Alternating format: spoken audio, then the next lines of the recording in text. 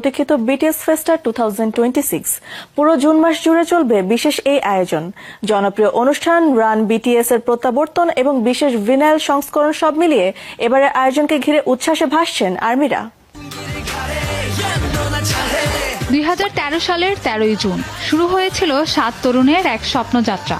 No more dream গান দিয়ে যাত্রা শুরু করেছিল বিটিএস। 13 বছর পর সেই যাত্রার আরেকটি মাইলফলক উদযাপন করতে ফিরছে বিটিএস ফেস্টা 2026। তবে এবারের আয়োজন একটু আলাদা, কেননা দীর্ঘ বিরতির পর প্রথমবারের মতো একসঙ্গে বার্ষিকী উদযাপন করবেন এই 7 সদস্য।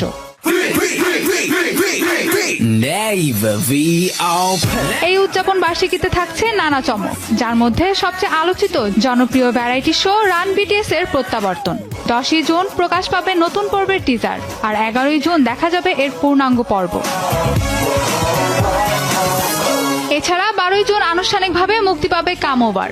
সুগার প্রযোজনায় তৈরি এই গানটি এতদিন শুধুমাত্র অ্যালবামের বিশেষ ভিনাইল সংস্করণে সীমিত ছিল। ভক্তদের দীর্ঘদিনের দাবির পর এবার এটি সবার জন্য উন্মুক্ত করা হচ্ছে। তবে এবারের ফেস্টার সবচেয়ে বিশেষ আকর্ষণ হতে যাচ্ছে আরিরাংয়ের ভিনাইল সংস্করণ।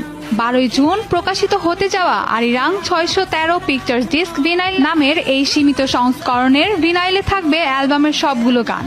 এর সঙ্গে যুক্ত করা হয়েছে 2টি বোনাস ট্র্যাক, ভয়েস মেসেজ, লাভ সং এবং আরেকটি নর্মাল, যেটা কোরিয়ান ভার্সনের। সব মিলিয়ে ভিনাইলটিতে থাকছে 16টি ট্র্যাক। বিটিএস ভক্তদের কাছে 613 সংখ্যাটি রয়েছে বিশেষ গুরুত্ব, কেননা এটি 13ই জুন 2013 সালের দলের আত্মপ্রকাশের তারিখকে স্মরণ করিয়ে দেয়। সেটাকে ঘিরেই তৈরি করা হয়েছে বিশেষ এই পিকচার ডিস্ক ভিনাইল, যেখানে অ্যালবামের গানগুলোর পাশাপাশি থাকবে সংগ্রহযোগ্য নকশা ও বিশেষ উপস্থাপনা। ভিনাইলটি বাজারে আসার আগেই এর চাহিদা নিয়ে শুরু হয়েছে ব্যাপক আলোচনা।